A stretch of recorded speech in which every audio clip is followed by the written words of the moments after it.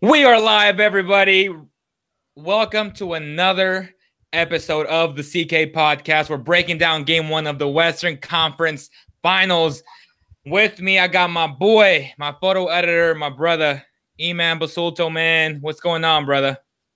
I'm fantastic, dude. I'm feeling 22, man. I just had my birthday, and you already know what I wish for. The NBA lottery's tomorrow, and you know what I'm saying? I got my birthday wishes for that number one pick. Absolutely, man. And I know CK Nation wishes you a very, very happy 22nd and many more after that. We'll touch on the NBA lottery towards the end. As a matter of fact, thank you for reminding me.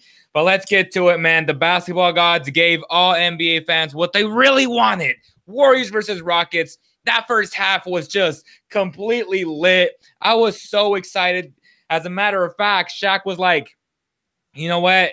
For the first time in 7 years, I don't know if you saw that, I felt so excited to play the game because, you know, he told Chuck and Kenny pretty much that they're so old that they don't remember. And then Chuck came back with, no, your career was over more than 7 years ago. You just played an extra 5. So I thought that was a great way to start that show, man. And and don't forget that this episode is sponsored by POWERHANDZ. So make sure to go out, get a pair of gloves, and get your handles right. Be like me where I cross E-Man every single time on the court, everybody. So make sure and get your power hands right now, man. Final score, 119-106. That first half was tied at the half, brother. I'm going to let you point out what you like the most first, but then we'll go, in terms of quarters. There's just so much to break down in game one, bro. Yeah, so my biggest takeaway from the first half and the entire game was Kevin Durant. I mean, it sucks to see him on the Warriors because the Warriors are already such a good team, and the way he's been playing is literally unstoppable. Like I don't know, I don't even know if Kawhi was out there, he'd be able to stop him because he gets through. He gave it to anybody on your boy, the center from the Rockets, Clint Capella, who played very well, by the way. He didn't even did he play this? I saw this. They benched him for like the majority of the second half. I don't know if you noticed that. They saw a matchup situation where he just didn't fit guarding the faster Looney, I guess. And KD he played 30 minutes though. Yeah, they put in who'd they put in? Ryan Anderson at a 5, and then they put in Nene. As a matter of fact, the Rockets only played Bamute for 7. Well, yeah, I mean, Ryan went in for 5 minutes, but Nene went for 6 minutes. Other than that, man, I mean, Eric Gordon and Green played 17 and 34 minutes respectively. Yeah. But, okay, I'll give you that. Capella wasn't maybe great, but he was better than most of his teammates tonight. Except James Harden. Actually, I was very disappointed with James Harden. I thought that he held on to the ball way too long, a lot like he did last year against the San Antonio Spurs. I don't know if you remember that series very well, but I could recall. I was thinking about Russell Westbrook when I saw James Harden today. Yeah, he played a lot like that black hole mentality that we always argue about.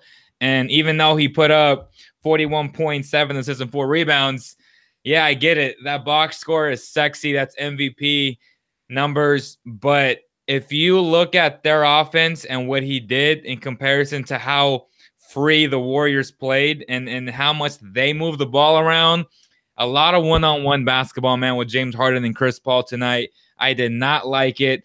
They did not get their role players involved, and that was a huge issue. That was a must, especially because we all know that role players play well at home.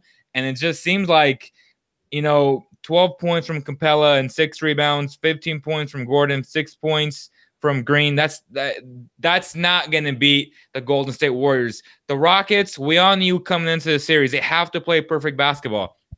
In that first half, the Warriors did not play perfect, and it was a tie. So I was like, you know what? The Warriors are just going to run away with this game. And shout out to this is kind of random, but the Supreme Court Justice for approving gambling nationwide, obviously state by state. But you know what? The Rockets were favorites today. It's just crazy to me, bro. But other than that, man, go ahead. you hit it on the mark. I mean, what's his name? James Harden was being a ball hog today, but I did notice that Chris Paul, he did get the team flowing in terms of getting the team involved, like Gordon and Ariza. Ariza had a tough game. He won't have a game like this come game 2. Like, he just wasn't his night. But I did feel like Chris Paul did get more involved, more aggressive, honestly, later in the game. And I think for them to be in the game and build a lead on the Warriors, I think Chris Paul needs to be more aggressive and start facilitating the offense from the get-go. Like, I noticed right away it was James Harden versus Kevin Durant and the Warriors. Right. And they were like mano a mano. They're going at each other. And then if you expect to do that and win, it's not a good recipe. Well, so, I mean, you say CP3 was good facilitating, but he only finished with 3 assists, which to me is a huge issue. Again, it goes back to a lot of one-on-one basketball. I just didn't like it. That first half, their contested shots were falling, right? So it seemed okay, but I still felt like the Rockets were, especially James Harden, he was exerting way too much energy. He could not get by Looney. Shout out to him. I want to talk about him and how much of an impact he had in that first half, which he didn't play much in the second half. But you know what? James Harden and Chris Paul need to be better and really get their role players involved. 3 assists and then 7 assists from Harden. It's just not going to do it. But yeah, going back to Looney, he only had 2 points, but he was a +6, 4 rebounds in 25 minutes. He played exceptional defense on James Harden. I was really impressed. I did not see that coming. I'll be honest with you. The way he moved laterally, it's like he watched 15 straight hours every single day of just James Harden and the way he moves, how he crosses over. I felt like he was a step ahead the entire time. Obviously, Harden still hit a lot of tough shots because that's what he does. Yeah. That's what MVPs do. But boy, was Looney very impressive in that first half. He was. I got to give him a lot of credit. He played very, very well today, guarding him. And James Harden, like you said, he got his points, but Looney didn't. Honestly, a lot of anybody who was guarding James Harden did an exceptional job hanging with him. And then you had the guys roaming around him ready to steal any lobs. Like every time James Harden tried to lob it up to Clint Capella or make a cross-court pass to the corner, it was so easy to defend because it was one-on-one, and you just stayed on your guy, and it got easier from there. So shout out to the Warriors for playing really good defense today. Right, and then on James Harden. Right, and then going back to that one-on-one that you just mentioned, it's like it was going through my head. I was like, well, the Rockets are known to make tough shots and razzle-dazzle, but when you go up against a team as talented defensively as the Warriors, they want you to play one-on-one. Like when you're not moving the ball, you're not swinging the ball, and the only thing you're doing is a simple pick and roll where your bigs, like if you do a pick and roll with KD, he'll gladly switch out to James Harden. It's like this team is so damn versatile. It's just unfair. And that was the first thing you stated, man. Like KD going there really just put them over the top, not offensively, defensively, because the kid is just, my God, it's unfair. He has evolved though, because I didn't know he had such a luxury in terms of defense to like be a nightmare on defense for everybody. He developed that in Golden State because he was not like that in OKC. He showed flashes in OKC. He was never consistent with it. I do. As much as I hate on him for making that decision, I do applaud him for playing defense really well and offense even better. Like the guy is legit one of the best players on the planet. And I also want to give a shout out to Swaggy P, who and I think it was about 12, 15 minutes. He came in 9 points off the bench, 3 of 5. The dude was ready to go. I mean, he was ready to let that fly. And I was like, oh my God, we got a Gerald Green against Swaggy P matchup. How awesome is that?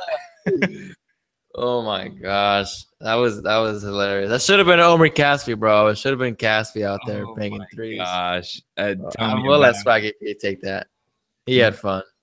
But so again, KD 37 points +9 for the game. Let's talk about Draymond Green and his impact for the game.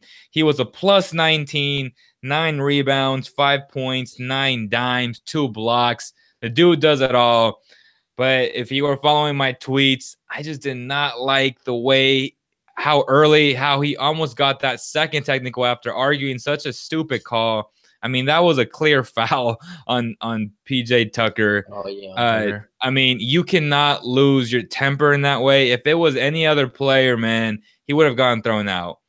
And he was very, very fortunate. And I think that could have changed the entire complexion of game one. But definitely, he does what he does, man. He doesn't have to score to be effective. He does everything else well. And, you know, he is the heart and soul of that Warriors team. His wingspan was in full display today. I mean, he was defending down low on the perimeter, you know, in the post against all the bigs, against the wings like Ariza. I was just like, man, this guy, and like I always considered him like a smaller big, but I never took the time to like actually acknowledge how big his hands and his wingspan are, where it makes up for the height. Like a smaller big. And man, Draymond Green was exceptional today for sure. So before we get to a lot of people on the text line, I just noticed that I wasn't even looking at that, but Iguodala 11-5, the Hampton 5, they played great today. Stephen Curry 18 points. He was only 1 of 5 from 3, which is crazy, and they won by double digits. But Klay Thompson, the dude is a machine when he's open. He's not going to miss. 28 points, man, a +13 for the game. This dude is legit, and I know a lot of people love James Harden, but I'm telling you, man, if Klay had his own team, and I've said this in the past, he would be just as good. And that's a hot take if you want to take it as that, because Klay Thompson is so damn underrated, man. And I just hate the fact that we never acknowledge his greatness. As good as who? I think he can be as great as James Harden if he was the number one option on a team. James Harden has a really good handle. I give James Harden that. I mean, he has a crazy handles. And Klay Thompson's more like catch and shoot. But that's what every now and then he'll create his own shot. But that's what the team asks him to do. You know, like he's playing his role. But when you actually watch him play, and like when he's facilitating and he's playmaking, which he did a lot of today, actually, you're like, man, like this kid, you know, like he's not the selfish type that's a rah me guy. He's all about the team. He even came out, I think, a couple of days ago and saying that he will take a pay cut to stay with the Warriors. Again, he's like Costa, bro. Costa, the simple life is the best life. Exactly. Like he understands that he may not make a lot of money as a max player from an NBA salary, but he can make that money, get all the exposure, go back to China, make money with the shoes and with other endorsement deals because he's winning. His name's out there, and he understands the long-term vision. It's that Gary V vision, man. It's nothing is short-term for Klay Thompson. He hasn't taken any shortcuts, man.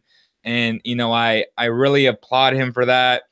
But other than that, let's check out what people are saying. What's the comment section thing, man? Oh my God. Sam says happy 22nd birthday though. But and just get off the computer. Just get off the computer. Says happy birthday as well. I say Warriors in 6. Sweep. I've been saying that they didn't slow him down to All-Stars versus 4. No team in NBA history has 4 All-Stars. No one can beat them unless they have 4 All-Stars as well. People are saying sweep. Whereas all the Warriors fans have been lifelong fans for 4 years. Cleveland needs some help for him. Edwin saying, I was wrong. I thought the Rockets could play better team ball, but too much one-on-one ball. The Warriors just dominated. It's okay, Edward. You've been wrong a lot of the times, brother, but I appreciate you coming back and forth, though, because I respect your opinion. Hyman says there really isn't worth watching basketball if you know who's going to win anyways. Durant seems to enjoy talking. Oh, my God, talking about trash. Do you recall CP3 the biggest crybaby, or one of the biggest crybabies in the NBA, literally talking smack to KD, telling him, stop crying and just play ball. How hilarious is that? And like, so, I mean, come on, Chris Paul. Come on, bro. Warriors winning the chip again. What's new? The Deadly Five. Hampton Five is an awful name. The Deadly Five. What do you like better, the Deadly Five or the Hampton Five? The Hampton Five is trending right now, so I'm just gonna go with that.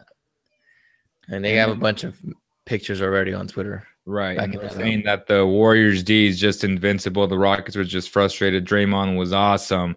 But other than that, man, let's talk about the lottery a little bit, man. What are the odds for the Kings to land that #1 pick? And if so, what are your predictions going into tomorrow? What is it? Is it a 20, 23, 25%? No. What is it? It's like a 6% chance. Oh, yeah. I think we got bumped back because we won irrelevant games. Yeah, the worst games at the end of the season. Yeah. Well, the worst team gets the biggest. Thank you, odds. Jerry. Thank you, Jakar. Thank you, Jakar. Tomorrow I'm gonna wake up and I'm gonna do every ritual, every what do you call those things? When every Mexican superstitious thing that we every superstitious thing, every Mexican recipe, home remedy, everything you can to get that lotto pick, bro. Pray to whoever you gotta pray to, but just make it happen. We need to get that #1 pick. Okay, so as of right now, for the people that are watching, they understand that we've done about 4 podcasts, including this one. This is about 5 this month. We've been focusing a lot and bringing in a lot of draft writers, draft reporters that really cover this in depth all year long. We've had some good stuff from members of the Stepien, which to me is the best draft website after Draft Express. Pretty much called it quits because their main co-founders are now they're working for ESPN. But knowing what you know now and all the information that we do have, I know the Lakers have been already trying out some prospects. The Nevada Twins, Cody and Caleb have already worked out for the Lakers. Oh, get out! That's right? Awesome. Yeah, they did. And shout out to Jordan Brown, man. Nevada's gonna be fire. I saw the news. That was great news for you guys. All-American, man. That's why I'm wearing my stuff. Very proud. Very, very proud of how the university is heading in the right direction. This is the first big move, a staple that might just make us the next Gonzaga. We don't know, but if the Twins do come back, I'm gonna be honest with you. I don't think they will, because I thought they did very well in that Laker workout, and a lot of people are beginning to recognize, like, dude, if we get both of these guys, like how you were saying, like, let's use 2 picks on these 2 kids, and they're coming off your bench, they'll provide scoring, passing, defense. Like, and chemistry is already there. Like, years of chemistry it's already established there. You just need to throw them out. Right. Get those guys out there and they'll make it work. Yeah, and they had them in, and they had someone else who I'm slipping on his name right now, but yeah, the Lakers are already having the pre-draft workouts. I know that our workouts start, I believe, after the lottery. So lots of good news. I can't wait for it, man. Obviously, my selfish side is, you know what? I hope that the Twins come back and join forces with Caroline, kind of, you know, make our own Hampton Five in Nevada at the collegiate level. But if they don't come back. But you're right. But if they don't come back, they'll be NBA ready, man. Like, they're ready to rock and roll. I truly believe that. I see nothing wrong in their game. They are built for the NBA. Their size, their IQ, their scoring ability. They're gonna have a spot somewhere in the NBA. Right, and it's gonna come down to the Twins pretty much saying, "Do you want to play one last time together?" Right. I mean, that's really what it comes down to, because I don't think. And it's never been done where twins, and there's been multiple twins in the NBA that always get separated when they get drafted. So tomorrow, you still haven't given a prediction. So you're saying they're like, realistically speaking, where do you think the Kings will end up? 9. That's a reality check. Someone else steals it, and then the Kings get bumped back. They're right now. They're at 8, right? Right now they're at As 7. They're at 8. No, they're at 7. We're gonna have to look that up. Yeah, they're. But I hope for the best. Sure. That's what we do know. That's what every person in Sacramento is hoping for. That something cuts us a break, man, and we get this lotto pick. So we need it bad. The franchise is at stake. Sacramento will riot if they don't get a number 9 pick. Someone just said that I read that the Kings were scouting our Fanini Simmons, which is the kid that's coming out straight out of high school. There's like a loophole with the prep school. You know, I know you've read about him. Both of us have watched highlights about him. He's athletic, but I don't think he'll get drafted in the first round. He's more of a early second type guy. He's a guy that you develop, that you have him at your disposal in the G League. Yep. Right on. Yeah, I noticed that too. Like he's still a kid body, you know, but he is a freak athlete. I'll give him that. I mean, the guy can jump through the roof.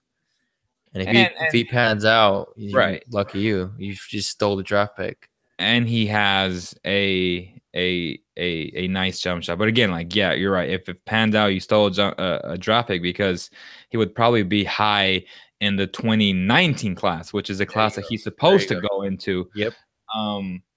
Other than that, man, I think the Kings will get top 3 tomorrow. I'm almost certain of it. That's my realistic pick for tomorrow. You've been so positive throughout the whole thing. It's kind of rubbed on me. But I mean, in the beginning, I was just like, well, man, we won a relevant game, so we deserve a later draft pick because we're a better team on paper. I don't know. I'm going in hoping for the best, man, and it's all going to be part of God's plan. Right. No pun intended. Our balls plan. But and then very, very quickly, since we didn't go over game 1 of yesterday's game because it was Mother's Day, shout out to all the mothers. We love you guys. What was your biggest takeaway from the Cavs and this barrage of the Boston Celtics? I'm gonna be honest, dude. I came from church and the game was like already halfway through. The game was over in the first quarter. What just happened? Yeah, like the game was blown out. I was like, I texted you guys and I was like, what's going on? Like, you know, what's the reason behind this? And so I don't know what happened. I don't know if players. The reason is what you and I have been saying since that trade happened. Jordan Clarkson, Nance, Rodney Hood, George Hill of the world. We said this and we continue to say this even after these dudes balled out in the first 5 games after the trade. We said it's not sustainable. It's not sustainable. Even after they beat the Raptors, I was like, you know what? They're not a better team. Over the days, all I've heard is, my God, how good is this team? And I was like, no, the advantage was they were psychologically better than the Raptors.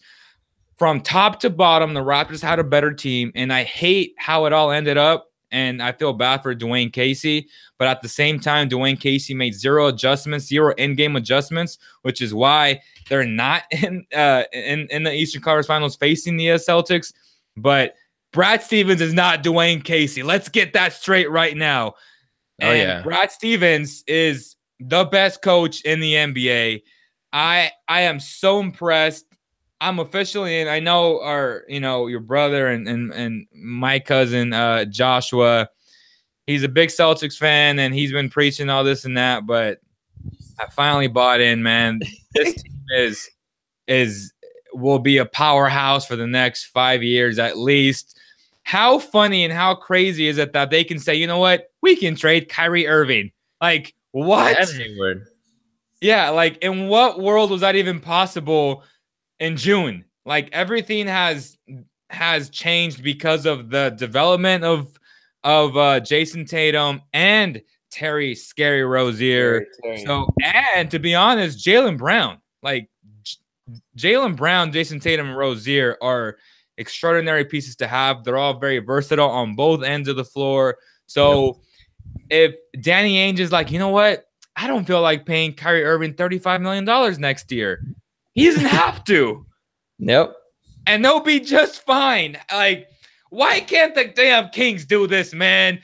Oh my gosh. That's because there's no other team as dumb as Brooklyn to give up all their assets for the rest of the That's true. That is true. No shame to us. Shame on Brooklyn. Someone said, being from Stockton, are you going to attend Stockton Kings games? Absolutely. We're actually promoting that right now on Instagram. So make sure to follow us on all social media platforms. If it's the same finals of the Warriors as Cavs, it will be disappointing. Warriors will win another championship. Samantha says the Kings will get the 9th pick. I'm a fan of Quinn Snyder. I think he's one of the best coaches in the league. I am too. Actually, yeah. You slept on him. Quick Snyder for sure is in the top 5. You still got Rick Carlisle. You still got Eric Spoelstra there. Obviously, Brad Stevens and Popovich. So definitely 5 guys right there who are damn good. Someone said, Leo, you predicted the Bucks over the Celtics. I did. And I was wrong. You know, there's no shame in saying that. So was I. I didn't notice that the Bucks only played through Giannis and Middleton. Yeah, that was it. It was 1-on-1, just like Rockets. 1-on-1. That's all they knew how to do. Just like the Thunder. Just like these teams are just not very well coached, and I hope that changes. I hope that the Bucks hire Budenholzer from the Hawks. You know, that's a name that's been thrown out already. Yeah. I hope Dwayne Casey. I hate to say it. Hope he doesn't go there because it'll be a lot more of that same DeMar DeRozan type. Because at the end of the day, if LeBron stays there, they got to get through LeBron James, and Dwayne Casey just doesn't seem like he's capable of doing that. And I know you're a big fan of Dwayne Casey, and that you've said multiple times that it's not his fault. To me, again, I agree. It was mostly DeRozan's fault. Yeah. But you know, it is what it is. Like sometimes a coach got to make adjustments, and I feel like he didn't. What I liked about Casey is he actually trusts his role players. You know, like that was a great thing. You're right. He prophesied. Like, I mean, he was the one that always preached that and they say in playoffs you're supposed to have a 7-man rotation. He's like, whoever said that is wrong because my bench players deserve just as much playing time as the starters. And I appreciate that. I'm like, you know what? They're playing well. Why are you going to sub them out? You know what I mean? They've been playing well the whole year. Keep playing them. Exactly. And can you imagine whoever takes over that position? They have a really damn good team. Now it's a matter of a coach, lack of Brad Stevens, to come in there and, you know, work their magic, because that team is loaded with talent. And, you know, they might be able to get rid of Lowry, possibly because they do believe in Leo Van Fleet. So if that happens, then they might be able to get another wing who can possibly go up against LeBron. I know a lot of people were talking about how the Celtics have so many bodies, and it's so true. They have so many bodies that are not afraid of LeBron James. And honestly, they have nothing to lose, right? They're in that type of mentality where, hey, we're here. No one expected us to be here, so we're just going to play. Exactly. And the Raptors have so much more pressure. With that said, and being a number 1 seed and losing to LeBron 8 times prior to that. But I think that's going to do it, guys. Someone just said hopefully Julius Randle goes to the Kings. I hope so. But I don't think it's going to happen. Realistically, who do you see the Kings signing in free agencies? We'll go over that tomorrow, man, when we know that the Kings have a top 3 pick. Because when we know when they have a top 3 tomorrow, pick, we'll be doing a live reaction as the lottery is being announced. Right. So we'll have like the TV right here with the volume kind of low because, you know, you don't want no copyright stuff, and we got away with it last year. So we'll do a little bit of that tomorrow, pretty much. Yep. Other than that, man, any final thoughts on the games from today and yesterday, E-Man? I'm sticking with it. I think Boston will win in 6 and Warriors in I don't want to say 4. I want to say 6 too. Just to be fair. Right, No, right. 5, right? And Right, 5 because right. they just stole a game today. I just feel like they're gonna end it at home to be formal. So that would be 6 then, because 5 would that. be. Oh, you're right. You're right. 6. Right. I would think it would end at the Warriors' house. So end in 6. I had it right the first time. Yeah. So I had the Warriors in 6 before the series, and I had the Celtics in 7. But I want to change my prediction to the Celtics in 5, because I don't think the Cavs are going to beat them. Yeah, I don't see it, man. I mean, LeBron James will get his. He'll have a James Harden type game in game 2, but they'll fall short. I think the Celtics will win by 1 or 2 points. They'll go up 2-0, and then once they steal that, game 4 or game 3, it's a wrap, y'all. Yep. So it's gonna be. They do have to play. They have to stand their ground. I didn't realize they had home court advantage as well. So Boston has to. They still have to protect home court tomorrow. Right. So, Other than that, guys, game. thank you guys so much. I hope you guys enjoyed this these analysis for game 1 of the Warriors and a little bit of game 1 from the Cavaliers. Not much to talk about in that series. I mean, the game was over in the first quarter. But we'll see you guys tomorrow for sure. Thank you guys so much for all the support. Make sure to follow us on all social media platforms at Cowbell_Kingdom. And if you want all NBA news, Basketball Zone Official on Instagram. Again, on behalf of the entire CK team, we'll see you guys tomorrow, mañana. Peace out, y'all.